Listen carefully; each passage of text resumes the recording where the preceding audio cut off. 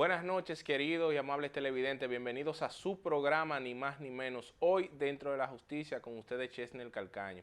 Agradecemos la sintonía que siempre ustedes prestan a su programa y el feedback que nos dan a través de las distintas redes sociales. En el día de hoy, pues, tenemos distintos temas diversos que impactan a la comunidad jurídica y a la comunidad nacional, que son de interés de ustedes, y aquí le damos una perspectiva desde el punto de vista jurídico para que ustedes se informen, pero se informen de manera objetiva, teniendo en cuenta que cada opinión obedece a un interés o tiene un sesgo por el hecho de que cada uno de nosotros tenemos distintas tendencias, seamos liberales, conservadores, o tendencias quizás en algunos casos, no en el caso mío, tendencias políticas partidarias, y eso lleva quizás a tener una imagen distinta sobre la realidad que impacta a la sociedad. Uno de los temas para iniciar que yo creo que debe llamar a preocupación, y es un tema que se le ha pasado mucho maquillaje, porque ha sido un tema muy poco tratado por los medios de comunicación, y eso es simple y llanamente porque en este país a los privados de libertad no le duele a nadie, no le duele al Estado, no le duele a la sociedad, más que a las personas que son sus familiares. Vimos el caso en lo que va de semana de lo que pasó en el CCR San Felipe de Puerto Plata, donde murió una persona de Santiago llamado Raúl. En ese CCR, señores, se dio una situación bastante delicada. ¿Por qué decimos que bastante delicada? Estamos hablando que a esa persona le dieron supuestamente 2 disparos con un revólver y machetazos, puñaladas, es decir, le dieron heridas cortopunzantes y también le dieron heridas de bala. ¿Y dónde estaba Raúl? Señoras y señores, Raúl estaba en máxima seguridad, donde los detenidos están apartados de la comunidad normal. Una persona está en máxima seguridad por el caso que conlleva, por la actitud de la persona privada de libertad, que puede ser un detenido de alto peligro, o por el hecho de que es una persona reconocida y que puede hacer lacerada su vida. Razón por la cual los que están en máxima seguridad deben estar mucho más cuidados. ¿Qué muestra esto? Que podría haber, y nosotros podemos pensarlo, que existió una especie de complicidad para que este hecho se diera. Y fue un hecho de sicariato. Fue un hecho de sicariato. Simple y llanamente, y supuestamente hay muchas personas que están estableciendo esta teoría, de que había una pugna por el control de la entrada de sustancia controlada. Y no debe sorprender eso, porque justo en el día de ayer fue requisado el CCR San Felipe de Puerto Plata y fueron encontrados, además de objetos cortopunzantes, fueron encontradas sustancias controladas.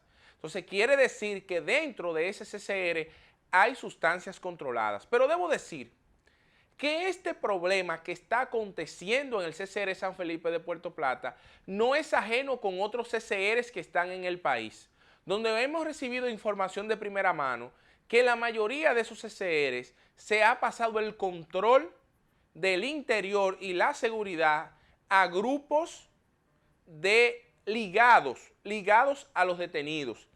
Entiéndase que se coloca la seguridad del penal en manos de personas que son afectos a los detenidos, y los BTPs en muchos de los centros no están entrando a los centros de corrección por el peligro que hay al interior de los mismos.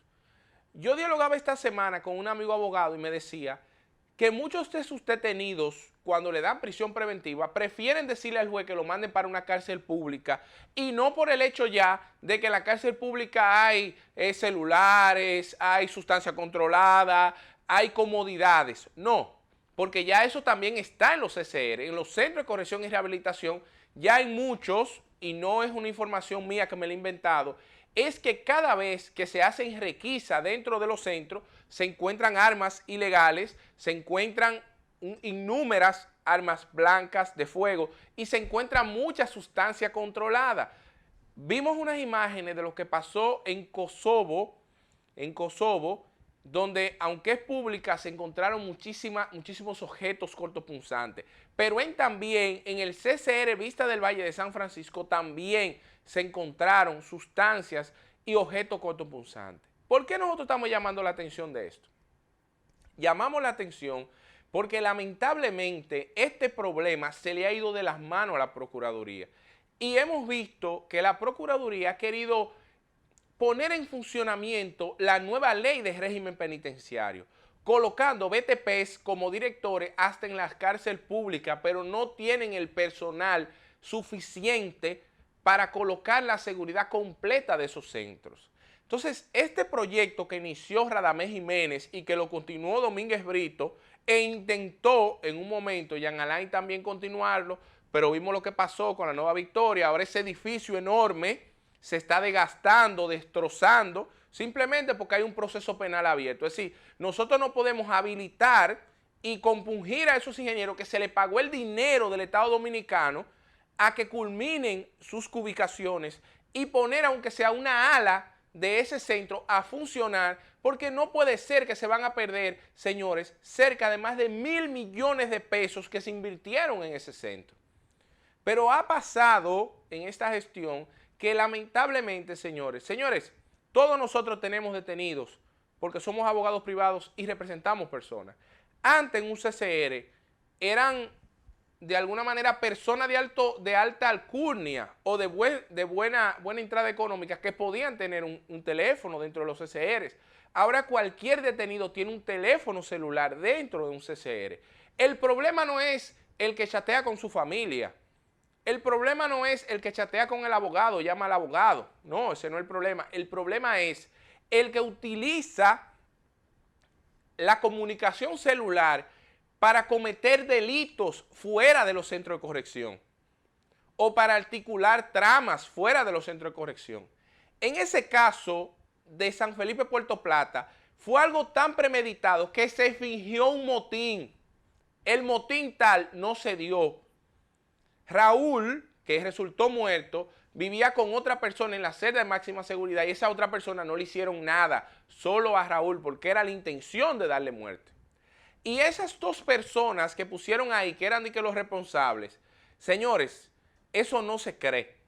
Quienes están ahí son manos muy oscuras que tienen intereses en esos lugares en los cuales, señores, dentro de una cárcel, 1 gramo de cocaína cuesta un dineral por los peajes que tiene que pasar para poder entrar dentro de esos centros. Y es lamentable, no es solo que el Ministerio Público pida o la Procuraduría prisión preventiva a todo el mundo y lo meta para allá, es que el Estado, en el artículo 40, en su parte infine de sus numerales, establece que el Estado está articulado, el régimen penitenciario, para la reinserción de las personas. Es para que si la persona cumple 5 o 10 años, salga de ahí a trabajar y a insertarse en la sociedad. Y eso es algo que no está pasando, lamentablemente. Eso no está pasando. Se ha dejado caer los proyectos de los CCRs.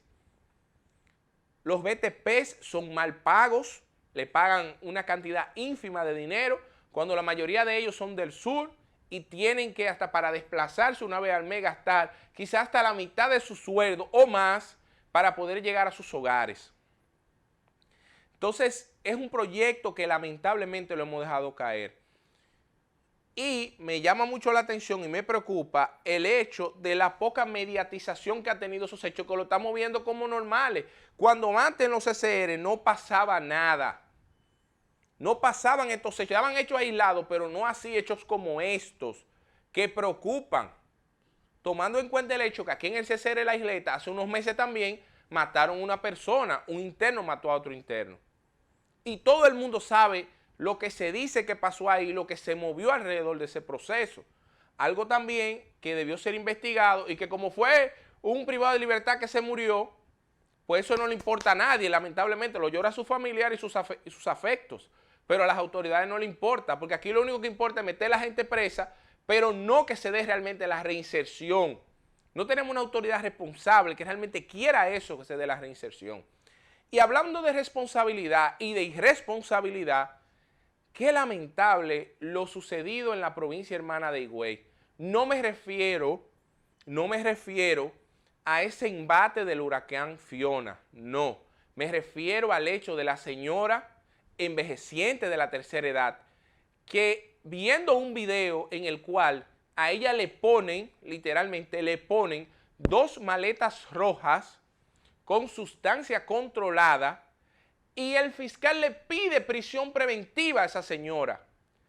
Pero por encima de eso, el juez le pone presentación periódica e impedimento de salida. Señores, por aquí la gente no tiene protección. ¿Usted sabe qué es lo más lamentable de ese caso que le pasó a esa señora?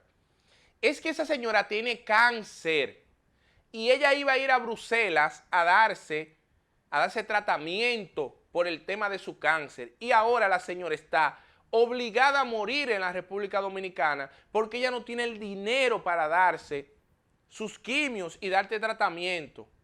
Yo vi una plataforma que se llama Yompéame, que se dedica a recaudar fondos y asumir de alguna manera ayudas, pidiendo para recaudarle un dinero, 150 o 200 mil pesos a esa señora, para darle seguimiento a su tratamiento contra el cáncer.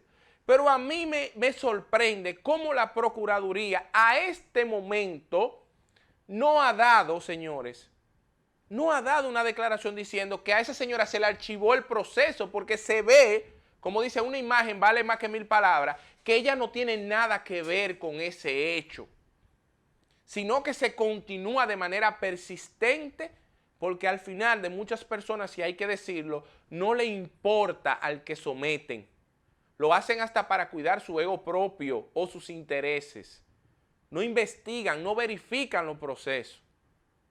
Y ayer, a propósito del reconocimiento que le hizo el Senado a Pepín Corripio, una de las cosas que más me impactó de esa declaración que dio Pepín Corripio Estrada es que la gente debe acordarse que por la misma escalera que usted sube, por esa misma escalera a usted le tocará bajar.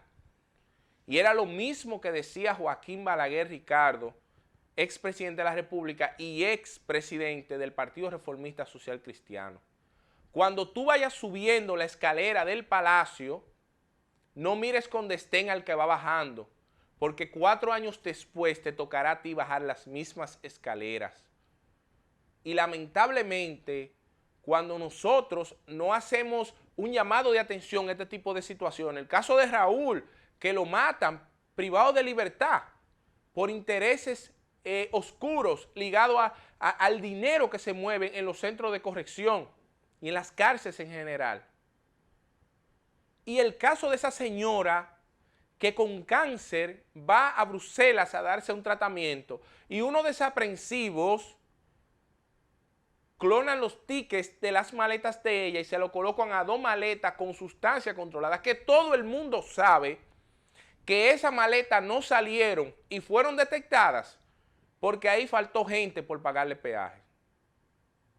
Ahí faltó gente, pero ahí deberían estar presos los del CESA que estaban ahí en ese momento, lo mismo la DNCD, los mismos que les corresponde el tema de los rayos X y todo lo que tienen que ver con el funcionamiento de ahí.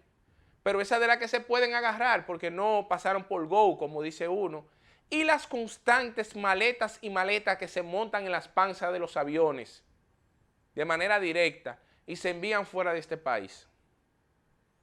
Y esto es un tema que uno se cuida mucho de hablarlo porque todo el mundo sabe, es una verdad que todo el mundo la conoce, pero que nadie la quiere tratar. Pero cuando yo veo un caso como esa señora, que si fuera que ella sabía, como hay muchos que se pegan la sustancia al cuerpo, que se la ponen dentro, que la meten en su propia maleta, si ella sabía, oye, que coja su cárcel.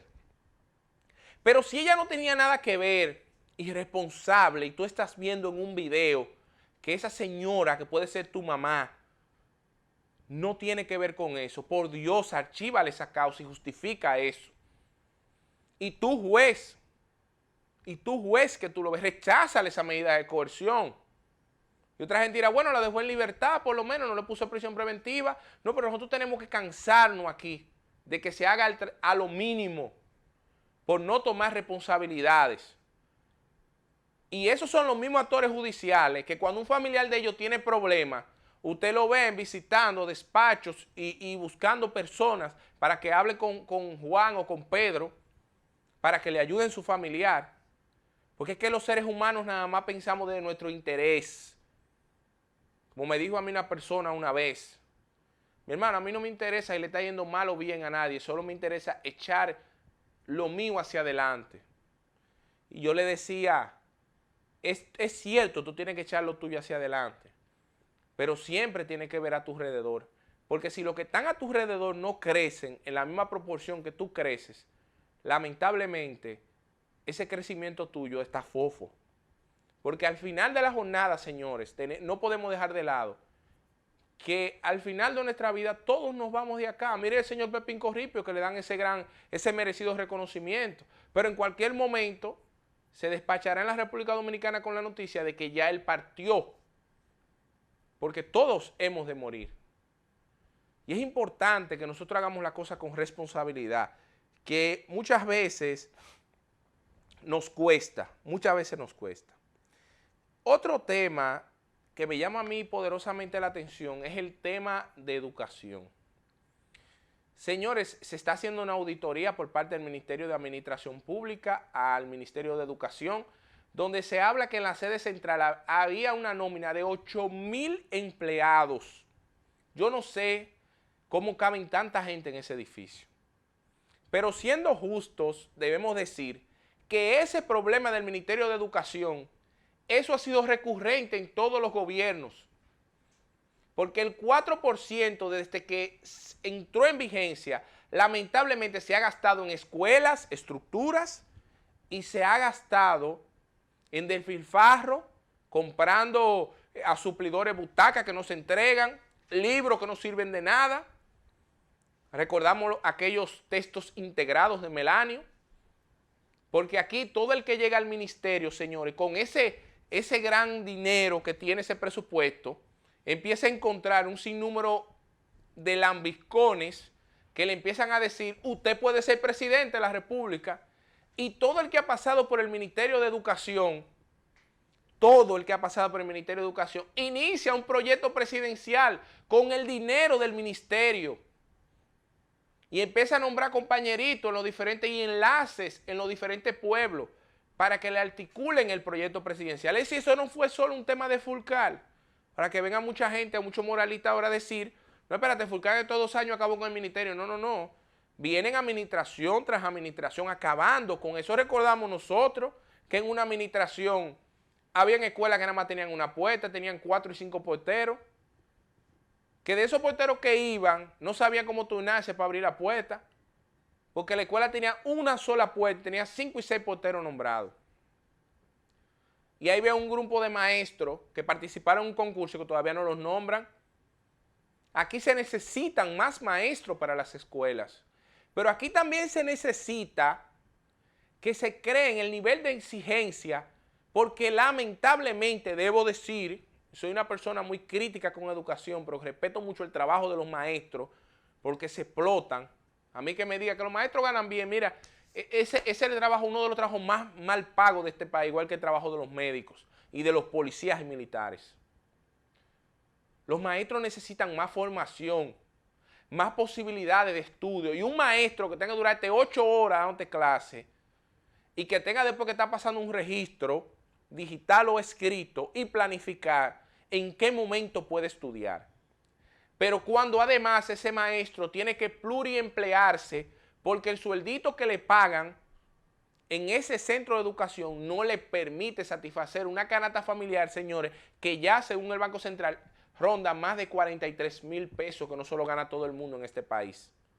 Pero ¿y el pago de vivienda? A propósito de que nuevamente subieron varias cifras, la tasa de interés la subió el Banco Central. ¿Y qué conlleva esto? Que los préstamos hipotecarios, los préstamos prendarios y todos los préstamos personales son afectados por el aumento del interés. Es decir, que conforme pasa el tiempo, el dinero decrece, la posibilidad de poder adquisitivo del dinero decrece y las personas van ganando menos, porque aquí no se le impacta el salario de manera positiva a las personas. Pero bueno, vamos a ver en qué termina eso, esa auditoría. Yo espero que no pase como dijo un legislador en la Cámara, que había que sacar a las botellas de los vagos del PLD. No, no, no. Ahí hay que, el que no esté trabajando, no importa el partido, porque todos somos dominicanos, no importa el partido, no importa.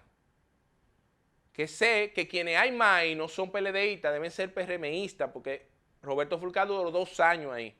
Pero también a ellos, todos, hay que ver si están trabajando, hay que dejarlo ahí trabajando, porque hay mucha gente que necesita, señores, la miseria que se le paga a muchos administrativos y que con ellos no pagan sus gastos, pero que por lo menos eso le ayuda a paliar, aunque sea para ellos endeudarse. Vámonos a una breve pausa y retornamos en breve, que tenemos muchos más temas.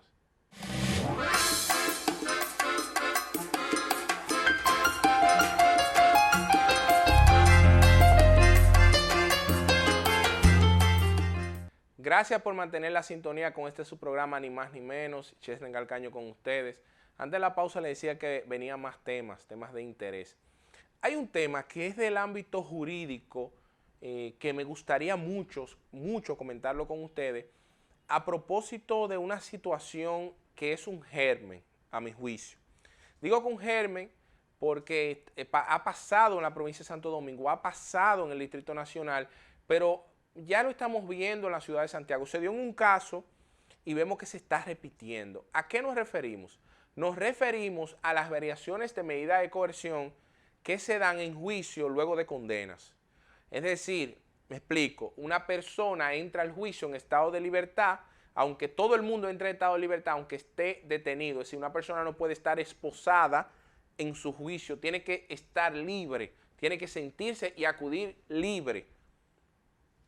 Una persona que esté en estado de libertad, es decir, que no tiene prisión preventiva, acude a su juicio en estado de libertad, lo condenan a 20 años, a 10 años, a 15 años, y ese mismo juez varía la medida de coerción a prisión preventiva. Es decir, ese juez se convierte en juez de la ejecución de la pena, como si su decisión fuera infalible. ¿Por qué nosotros decimos juez de la ejecución de la pena? Todavía una persona condenada en primer grado tiene en su seno, en su haber, lo que es la presunción de inocencia, razón por la cual debe permitírsele, si está en estado de libertad, que la Corte revise la decisión, que puede mantenerla, revocarla o enviar a nuevo juicio. Todavía una sentencia va para etapa de casación y todavía la persona es presunto inocente hasta que se demuestre lo contrario. Y hay unos fiscales y jueces que se han dado a la tarea, fiscales de solicitar la variación, que ese es su trabajo, a mi juicio, su trabajo, y ellos lo entienden quizás, porque si una persona está en estado de libertad, no está representando un peligro para la víctima, asiste a su causa, ¿por qué tú tienes que pedirle la variación de la medida? Porque ¿cuál es el fin de la medida de coerción? Que no se va a dar prueba. La prueba ya se presenta en la acusación, estamos en el grado de juicio. Tutelarle la integridad a la víctima. Y 3, que la persona se presente a la causa. Entonces, si la persona se ha presentado a la causa siempre, no lacera la integridad de la víctima y no laceró ningún ámbito de la investigación, porque tú tienes que pedirle la variación de medida de coerción, pero tú, juez, ¿por qué le tienes que variar cuando tú sabes que eso vulnera la presunción de inocencia? Además, él no está citado para eso. Él no está citado para eso. Hay un artículo que habla de los actos preparatorios del juicio que dice que el juez, para que se conozca el juicio, puede privar de libertad al imputado, para que se conozca si es necesario. Pero eso no es el fundamento que da a que un juez le varíe la medida de coerción. Señoras y señores, si eso fuera así, cuando un juez le da la libertad por absolución a un imputado, debería ahí mismo ordenar la libertad, no en sentencia, decirle al de la CCR, déjelo en libertad, que se vaya por sus pies, que aquí en este país no pasa. En Estados Unidos es diferente el derecho anglosajón. Usted debe conocer su apelación, aunque esté libre, la tiene que conocer privado de libertad, que fue el caso de Rafi Pina. Rafi Pina fue condenado en primer grado y debe entrar, como dice la gente en la calle, a la grande. y pelear su caso desde dentro, porque tiene que empezar a cumplir la pena. Pero en la República Dominicana, una sentencia debe ser de primer grado, ir a segundo grado, ir a tercer grado, que es el grado de casación, un grado especial, y luego ser enviado al juez de la ejecución de la pena para que él mismo determine el cómputo de la decisión y envíela a que sea ejecutada. Pero se han estado dando a la tarea de variarle medidas de coerción. ¿Y qué va a llevar esto, señores? Que la gente no va a querer, cuando lo dejen en libertad, ir a juicio. Porque si yo tengo un caso de homicidio, de asesinato o de robo agravado, donde yo estoy libre y ya yo sé que ese tribunal le gusta variarle la medida cuando condena a las personas, pues yo no voy a ir a esa causa, yo mejor me vado. Imagínese usted, si a esa persona le revocan su decisión y vienen luego y lo descargan, todo ese tiempo que él duró privado de libertad, porque es una decisión arbitraria, porque ese juez sabe que lo que debería decretar es que esa persona siga en esa medida que tiene de libertad hasta tanto llegue a la apelación. Pero usted sabe cuál es el problema, que hay personas que entran a la judicatura y en vez de aplicar la norma, lo que aplica son criterios personales y aplican lo que es una venganza privada, porque ejercen sus acciones desde sus situaciones personales.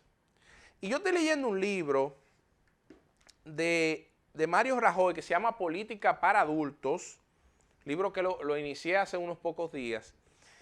Y Mario Rajoy, que ustedes saben que fue presidente del gobierno español por un gran periodo, dice en parte de este libro: no hay democracia en una sociedad sin libertades o donde la ley se convierte en un capricho arbitrario de los gobernantes. Es decir, donde la ley, las garantías del debido proceso se convierten en que se van a aplicar a según, si Juan está ahí o Pedro está ahí. Donde pasa eso, entonces no hay democracia. Hay autoritarismo, hay dictadura, hay lo que usted quiera, pero no democracia. Y este acto es un acto arbitrario, variarle esa medida de coerción a esa persona que ha ido a su juicio en estado de libertad y que usted, juez, tuvo la convicción de que había que condenarlo, o ustedes, jueces, pero que hay un segundo grado con más experiencia que ustedes, con más conocimiento que ustedes, con más tiempo que ustedes, que tienen que revisar esa decisión, a pesar de que hay muchas cortes que dan mucho que desear. Hay algunas por ahí, muy poquitas, que sí se dedican a revisar, a verificar la causa, nuevamente como manda el Código Procesal Penal. Y eso debe ser visto y denunciado, porque no es cuando le pase al otro que nosotros nos alarmamos mucho, es cuando nos pasa a nosotros y a una persona cercana a nosotros. La presunción de inocencia y las otras garantías del proceso penal son para cuidarnos a todos, y más a los inocentes que culpables. Que decía un gran doctrinario que prefería mil personas que fueran responsables, que fueran culpables a nivel material, libres, y no un inocente preso. Porque cuando el inocente cae preso, el sistema de justicia no funcionó para esa persona. No cumplió con las garantías. No hubo un fiscal que investigó objetivamente, no hubo un defensor que quizá hizo el trabajo, pero sí hizo el trabajo, pero no hubo un tribunal que aplicara correctamente la ley. Y hay que tener cuidado con el populismo, que también lo menciona aquí Mariano Rajoy en ese libro Política para Adultos, yo se los recomiendo, que no solo habla de política, habla de todo, habla mucho del sistema de justicia.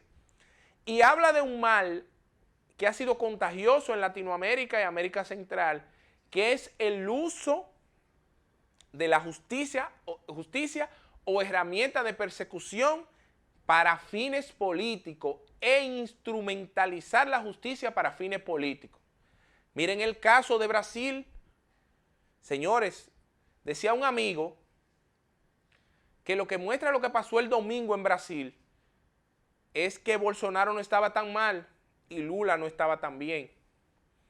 Lo que muestra lo que pasó en Brasil es que hay personas que utilizan sus puestos en la administración de justicia para fines políticos, para ganar simpatías políticas. ¿Por qué le digo esto? Porque el juez instructor que siguió el caso de Lula y que después la Suprema Corte de Justicia brasileña derrumbó ese caso y mostró que en ese caso en el cual se quiso involucrar a Lula de Lava Jato y de Petrobras, donde está ese tema de Odebrecht, por un apartamento que Lula usó una vez supuestamente y que después fue la misma Odebrecht que lo vendió. Ese juez Sergio Moro, señores, va a ser senador de la República Hermana del Brasil. Pero lo que está pasando y aconteciendo en Brasil muestra que quien sea que gane como presidente en la segunda vuelta va a gobernar con un país sumamente dividido. Porque Bolsonaro y Lula se llevaban pequeñas cifras, pero los dos estaban por encima de los 40 puntos porcentuales. Y estamos hablando de un país de millones y millones de personas. Lo que muestra eso de Brasil es que una persona político que tú instrumentalizaste la justicia para perseguirlo, mañana puede volver a tener posibilidades de poder. Que fue lo que pasó también con Cristina Kirchner, que es hoy vicepresidenta de Argentina, y que todavía hoy intentan utilizar la justicia con fines políticos para inhabilitarla. Lo que creó un contagio que hasta intentaron acabar con la vida de Cristina Fernández de Kirchner. Entonces son temas que nosotros tenemos que vernos en ese espejo. Miren el caso, a propósito, de César el Abusador, César Emilio Peralta, donde hay un grupo, dentro de ellos el Nato, la esposa de César, que Maribel Franco me parece que se llama, hizo un acuerdo. Pero usted sabe por qué esa gente hicieron un acuerdo, señores. Esa gente hicieron un acuerdo porque ellos ya quieren salir de ese proceso y le ofrecieron fue, como dicen, un out al catcher. Es decir, fue algo fácil para, mira, el tiempo que tú tienes preso o en prisión preventiva o en prisión domiciliaria, yo te lo voy a dar, te lo voy a computar y ese tiempo yo te lo voy a aplicar y te voy a dar una suspensión condicional de la pena y te voy a dar una pena mínima. Los otros que se quedaron, junto a él un ex pelotero de la República Dominicana que lo quisieron involucrar en ese caso y que dijo que no, que iba a pelear su caso, porque hay una persona que le dieron un auto no al lugar, porque en el caso de César el Abusador se va a caer. Y se va a caer el caso de César el Abusador. ¿Usted sabe por qué, queridos amables televidentes? No por corrupción en la justicia, no porque ese caso lo articularon mal. Es que en el caso de César, los americanos vinieron, fue por César, porque lo querían extraditar, por un caso que tiene en Puerto Rico, que terminó yéndose para Colombia, de Colombia tuvo un incidente, lo extraditaron y ya está en Puerto Rico siendo juzgado. Y César hace un acuerdo con los americanos y con la DEA. En el caso de César no hay un gramo de droga. Entonces, si no hay un gramo de droga, ¿cómo vamos a probar el lavado de activos? Están los bienes, pero ¿cómo tú pruebas que eso viene de una acción ilícita? Porque el lavado de activos, por más que quieran decir, no es un delito independiente. Se necesita que haya un hecho antijurídico que genere ese dinero y que ese dinero sea lavado. No solo que el dinero esté ahí, no, que el dinero se le dé la idea al que lo ve que el mismo es legal. Entonces, partiendo de lo mismo, en el caso de César el Abusador, los que van a juicio, eligieron ir a juicio, tienen mucha posibilidad de ser descargados de esa causa. Tienen mucha posibilidad. Y nosotros tenemos también que racionalizarnos como país. Señores, nosotros le estamos entregando los narcotraficantes a los Estados Unidos. ¿Y qué hacen los Estados Unidos? Hacen un acuerdo, como dice la gente en la calle, hacen un acuerdo con ellos. Nosotros tenemos que devolverle los bienes, porque lo primero que la extradición conlleva es que hay que aquí archivarle la causa definitivamente. Si aquí no se le puede perseguir por el mismo hecho porque se prohíbe por el ne bis in idem. Entonces, luego que esas personas negocian allá, dicen informaciones que los gringos utilizan para presionar los gobiernos, presionar intereses o conocer, lo mandan para acá, para su país, y pasa como pasó con Quirino, que Quirino es uno de los dueños de muchísimas guaguas para el sur, y está ahí, como dice uno, vivo y coleando. Mientras tanto, el Estado Dominicano perdió la oportunidad de poder acaparar todos esos bienes si lo hubiera juzgado en el país. Vámonos a la pausa y regresamos muy en breve, así que no le cambien.